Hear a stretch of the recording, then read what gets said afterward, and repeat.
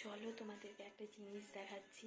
মানে আমার সাথে আমার মেয়ের এত শত্রুতা, মানে বলে বোঝাতে পারবো না। যখন নাকি আমার কাজ থাকে তখন ও ঘুমোয়, আর যখন নাকি আমি কাজ টাজ করে আমি ঘুমোতে যাই তখন ওর মানে ঘুম ভেঙে যায়, তখন ও আর ঘুমোতে চায় না।